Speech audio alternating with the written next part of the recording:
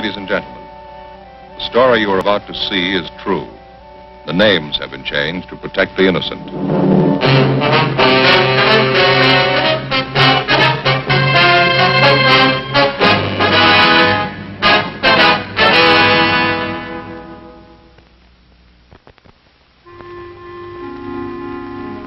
This is the city.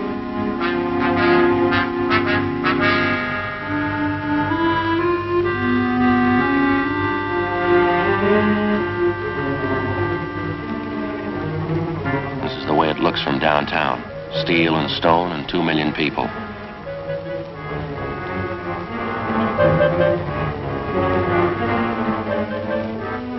They produce everything for the millions. They use it up for the millions.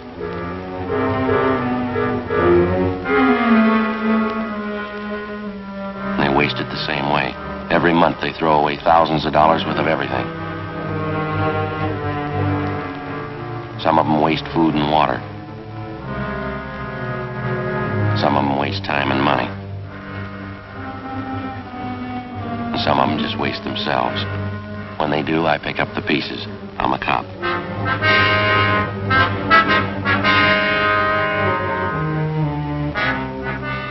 It was Sunday, March 9th. We were working the day watch out of homicide detail. My partner's Ed Jacobs. The boss is Thad Brown, chief of detectives. My name's Friday. It was 4:35 p.m. when we got to the Kelsey apartments. The call came in a half hour before. A man reported the fatal shooting of his wife. We didn't know how it happened. We didn't know why it happened. The husband claimed it was suicide. The evidence pointed to murder.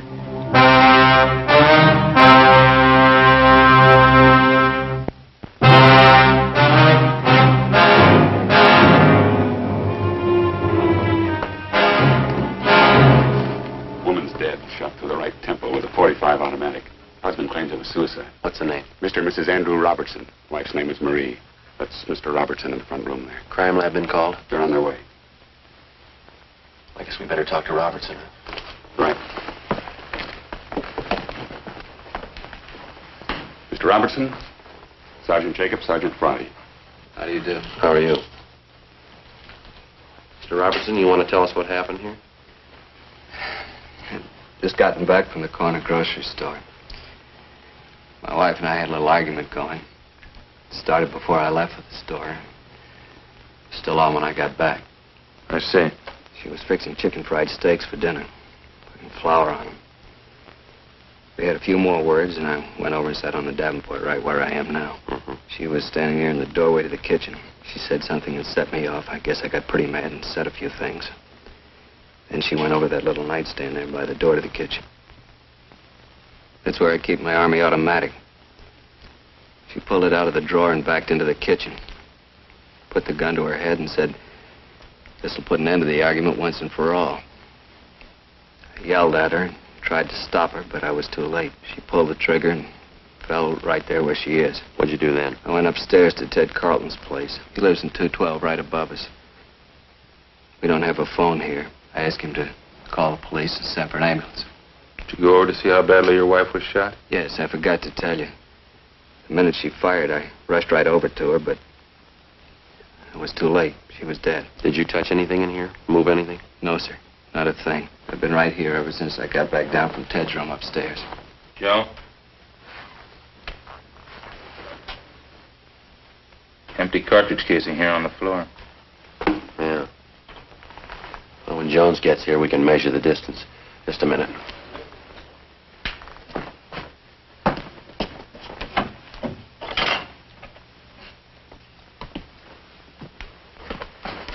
Put this saucer over till the crime lab gets here. Huh? Right.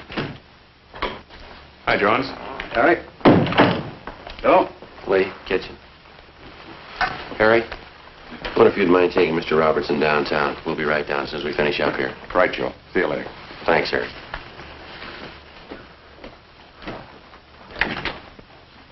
Shot through the right temple. Husband claims suicide. What's under the saucer? Empty casing.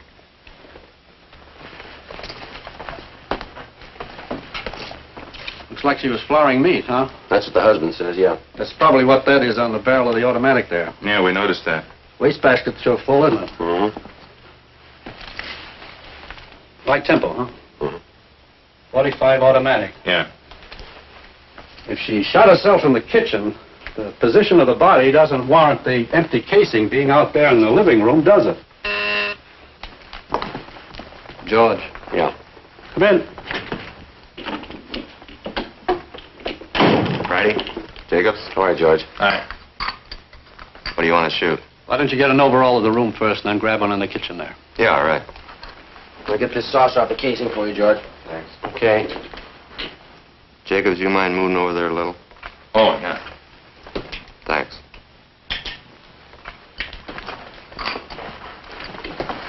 What do you want now, the kitchen? Right.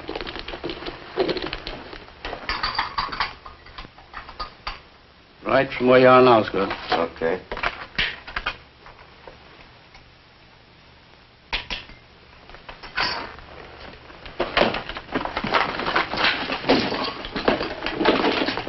Now right over the body.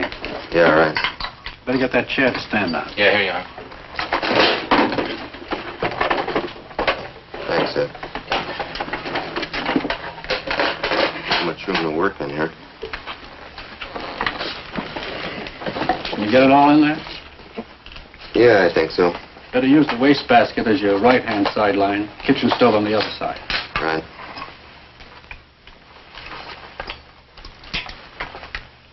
Can't get the stove in. You settle for the wastebasket only? Fine. Just use that as your right-hand sideline. Right. Okay.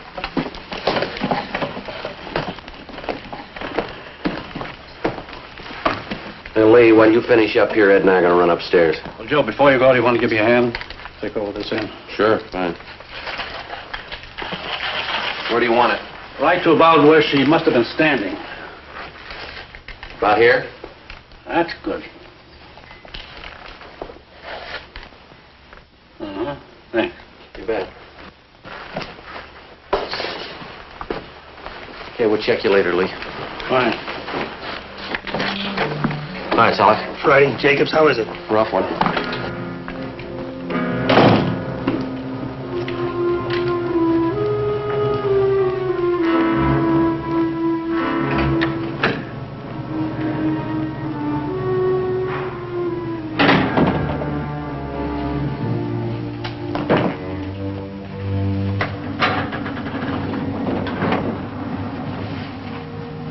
.212, isn't it?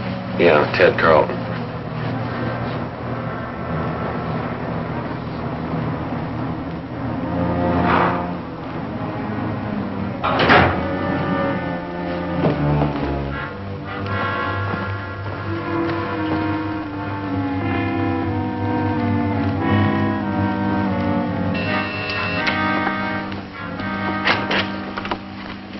Yes? Police officers. You're Mr. Carlton? Yes, I am. It's an awful thing, isn't it? We understand you're a friend of the Robertsons. Yes, I am.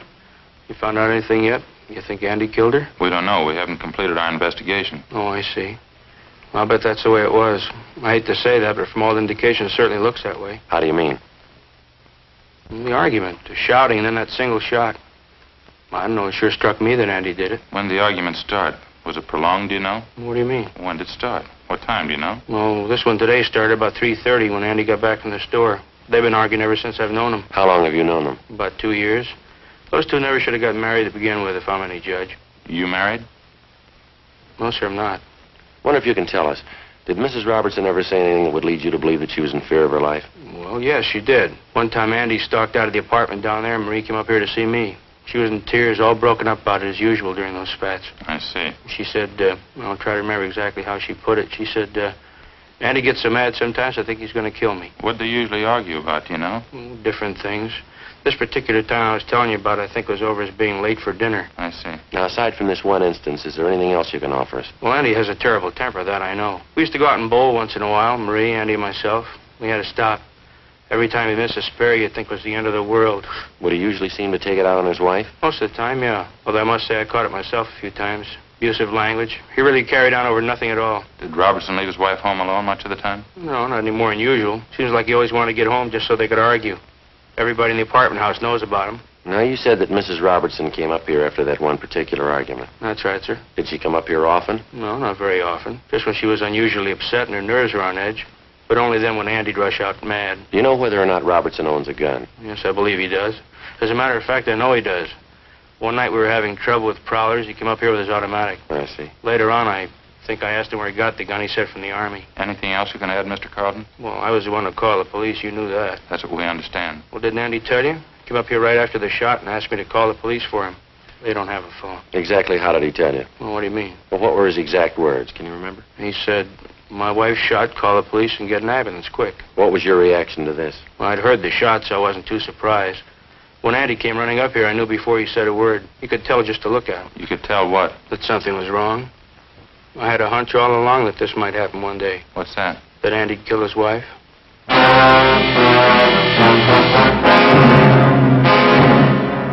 Carlton let us use his telephone. I called the coroner, and then I checked with R&I. There was no previous record on Andrew Robertson nor his wife, Marie.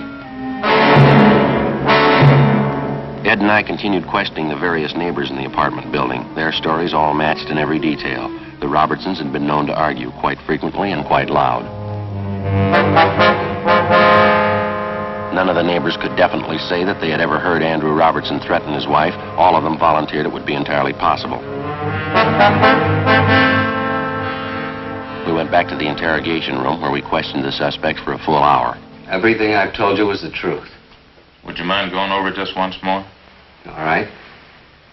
We had our quarrels and our arguments. I guess some of them were pretty bad. But I'd never do a thing like this to Marie.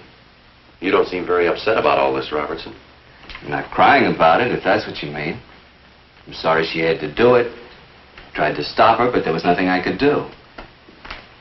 You seem to be taking all this pretty well under the circumstances. I don't know if I can explain how I feel about it. You see, Marie and I weren't too happy the last couple of years. We've been married 8 years, and I guess from the start we could never hit it off. Did you used to argue quite a bit? No, not at first we didn't. It just seemed that we've drifted apart the last couple of years. We seemed to fight all the time over nothing at all. I honestly believe we fell out of love. Would you mind telling us again exactly what happened this afternoon? First of all, when I got up, I always like to sleep in on Sundays. She asked me to go to the store. That started the argument. She knows I don't like to do the shopping. It seemed like she was always forgetting something and I'd have to go. Mm-hmm. When I got back from the store, she was making chicken fried steaks for dinner. She's putting the flour on the meat. We argued back and forth for a minute, and then she stepped into the living room. I went over and sat on the Davenport. Go on. We had a few more words, and she went over to the small nightstand by the kitchen door and took out my Army automatic that I kept in there. She backed up into the kitchen and pointed the gun at her head. Yeah? She said, "This'll end the argument once and for all." As I said, I was on the Davenport about 12 feet away from her. I yelled at her. What'd you say? I said, "Marie, put that gun down. It's loaded." Before I could reach her, she pulled the trigger. Then what'd you do? I rushed over to her, but it was too late. She was dead. What happened then? We don't have a phone, so I rushed upstairs to the apartment right above us, Ted Carlton's. I asked him to phone for the police and the ambulance. Did you tell this Carlton about your wife? Yes, sir, I did. Told him she'd been shot. Then where'd you go? So just like I told you, at the apartment. Went back downstairs and waited in the living room for you people to get there. Did you go near your wife's body? No, sir, I didn't. Did you always keep that gun loaded? Yes, I did. I always kept it loaded and actuated with a shell in the chamber. But I kept the safety lock on. Marie knew how to operate the gun because I showed her for when I was out late. She wasn't strong enough to actuate it, but she could work the safety. Did your wife ever try to commit suicide before? No, sir, not to my knowledge. Mr. Robertson, you sure that everything you've told us is the truth? It's the absolute truth, every word of it. Well, now, here's the way it looks to us. We think you killed your wife. I didn't. Let us lay a few things out for you. We talked to your friends and neighbors in the apartment house. We have people who'll testify to the fact that your wife was afraid that you might kill her. She told one man that. It isn't true. I don't know what she may have told somebody, but I didn't kill her. It's a known fact throughout the entire apartment building that you and your wife had violent quarrels. Kind of arguments from all reports could easily lead to something like this. I told you that we argued, but I didn't kill Marie. I couldn't do a thing like that. Mr. Robertson, we've made a preliminary investigation of your apartment. Now, you say your wife killed herself. Let me show you some of the flaws in your story. All I can say is that I've told you the truth. I didn't kill her. You told us that your wife went to the nightstand and got the gun. Yes, sir, that's right. How did she pick up the automatic? How do you mean? How did she take it from the drawer? Like anyone would pick up a gun by the butt. She picked it up like anybody who was going to use it. You're sure about that? Yes, sir, positive. She didn't touch anything but the butt. Well, she had part of her hand on the trigger. Yeah, we know that. But she didn't touch any other part of the weapon. No, sir, she did not. She didn't have time. Then how do you account for the fact that we found traces of flour on the barrel of the gun? Sure, she was flouring meat. How did the flour get on the barrel? I don't know. Isn't it true that when you approached her with the automatic pointed at her, she tried to ward off the shot with her hand? Isn't that how the flour got on the barrel? No, sir, that isn't true. Now, you said that your wife was putting flour on some steaks. That's right. How do you account for the fact that we didn't find any flour on the butt of the gun where it belonged? Or on the drawer of the nightstand where you say she first picked up the automatic? I can't answer that. I don't know what all this means. Well, I'll tell you what it means. It means that unless you've got some kind of explanation, we have to assume you're lying, that you killed your wife. I don't know how to explain all these things, but I didn't kill her. Mr. Robertson, you say you were an Army man. Isn't that what you told us out at the apartment? Yes, sir. I was a sergeant in the Army during the last war. What outfit were you with? I was an instructor in sidearm weapons at Santa Ana Army Air Base. Then you'd be somewhat of an authority on the Colt .45 caliber automatic pistol, wouldn't you? I guess I would, yes. That was one of the weapons I instructed in. You'd know all about the system of ejection employed by the Colt Company on their .45 automatic? Yes, sir, I would. The empty casing ejects to the right, up, and back. That correct? Yes, that's right. In other words, if you were pointing a .45 at me and you pulled the trigger, the empty casing would eject to your right, up, and fall to the floor to the rear on your right side. Is that right? Yes, sir, that's the way it would end up. You still maintain your wife shot herself? Yes, I do. Where was she standing when she pulled the trigger? As I told you before, in the kitchen. How was she standing? What do you mean? Which way was she facing? Let's see. Facing me about 3/4. Yes, that's right. In the kitchen near the sink, facing out toward me. And where were you? On the davenport in the living room, facing her. Now, bearing in mind what we've already discussed and agreed upon concerning the ejection system of a .45, how do you account for the fact that the empty casing was found in the living room, 6 feet 4 inches from the kitchen? Well, let's see. I'll figure it for you. The empty casing should have been found on the floor of the kitchen somewhere to the right and rear of your wife. Isn't that about it? Well, I don't understand. Why are you trying to prove me guilty? I've told you, and I swear to you, I didn't kill my wife. It'd be a physical impossibility for that empty casing to have landed anywhere but in the kitchen if your wife had pulled the trigger of that automatic. Now, how about it? What can I say? Please believe what I'm telling you. I didn't do it. Not according to the evidence. I don't understand any of this. All right. Here's the way we've got it reconstructed. You had a quarrel. You got the gun. You met your wife at the doorway of the kitchen. You pointed the gun at her. She tried to ward it off with her left hand, leaving flour on the barrel of the gun. You fired, and the casing was thrown up and back to the right, where it landed on the rug of the living room. The testimony of the neighbors, the flour on your wife's hand, the position of the empty casing. Robertson, you're it. I don't know why all those things are the way you say they are. We do. We don't believe your wife committed suicide. Come on, Ed.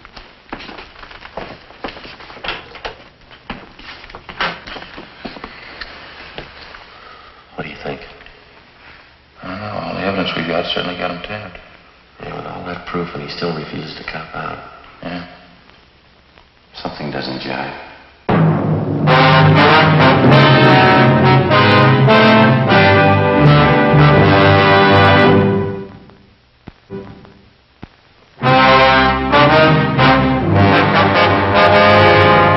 We had Gene Bechtel take Andrew Robertson's statement that his wife had committed suicide, a fact that he couldn't prove and that we could disprove.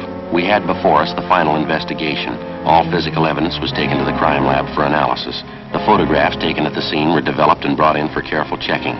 Blotter tests were made to determine the distance of the gun from the victim when it was fired. Both Robertson and his deceased wife were fingerprinted, and latent prints details started to check them out. 2 teams of men were sent out to talk with the close relatives of the 2 people.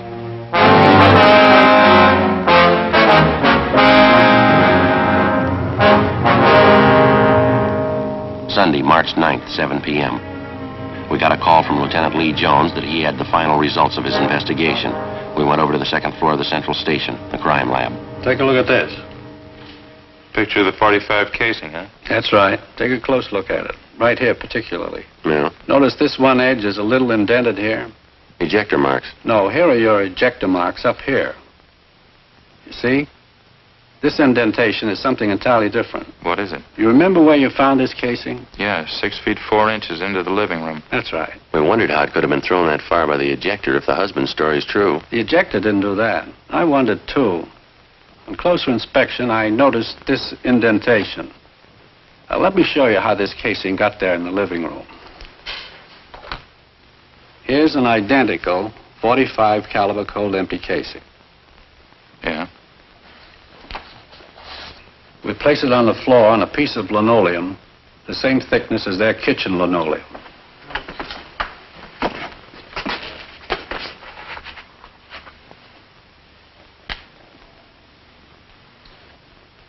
Now watch this. I'll step on it, hitting it from an angle.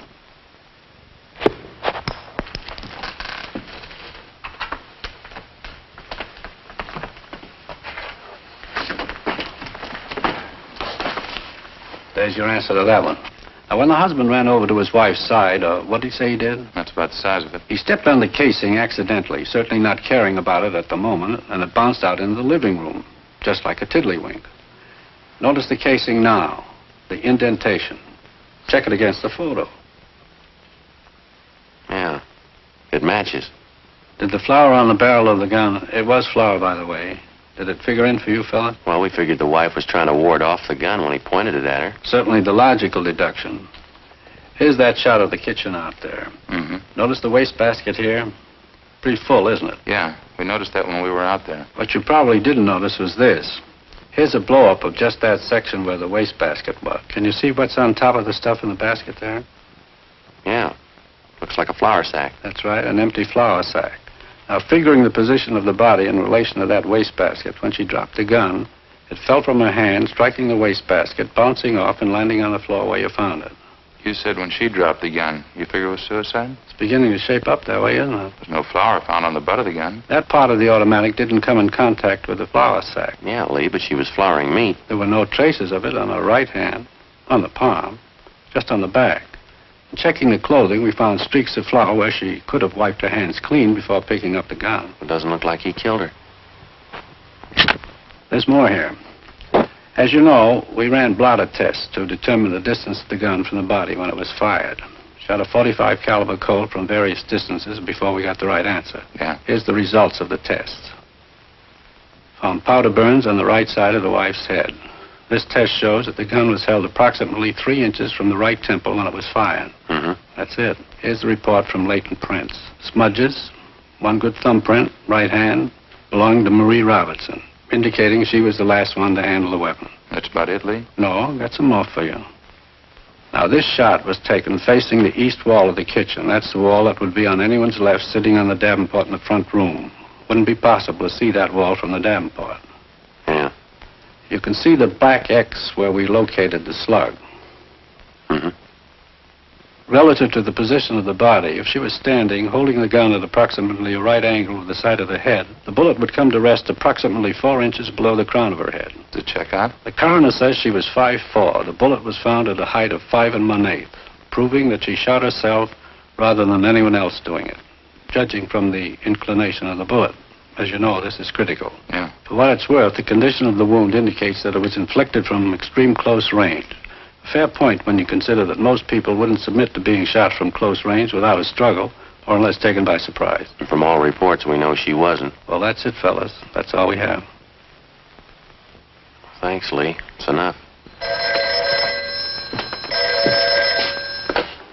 Crime Lab Jones. Here, right here. Just a minute. Either one of you? Hey. This Friday. Oh, hi, Harry. Yeah.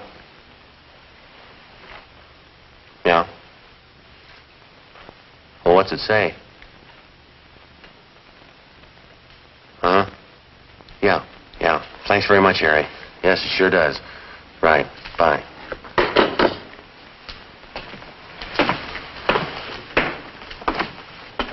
Harry Fremont. He just left Marie Robertson's mother. What'd you have to say? Well, Fremont says she gave him a letter. He's on his way in with it, written by Marie Robertson. Says something about her taking her own life. Her mother says that the husband didn't do it. Says that the daughter's shown indication in the past of wanting to take her own life. That about cinches it. Makes you feel kind of good, doesn't it? Yeah. Finding a man clear on a charge instead of having to hang him up. Yeah. Come on, Ed. Right. Where you headed? Back across street. Wait till I get my coat. I'll go with you. What for? I want to see him, too, when you tell him.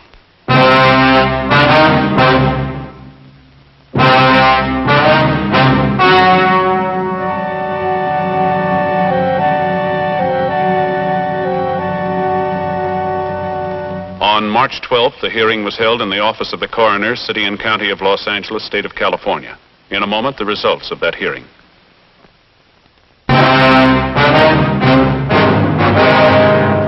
A dead body report, Form 311, was made out stating that the deceased, Marie Robertson, had committed suicide.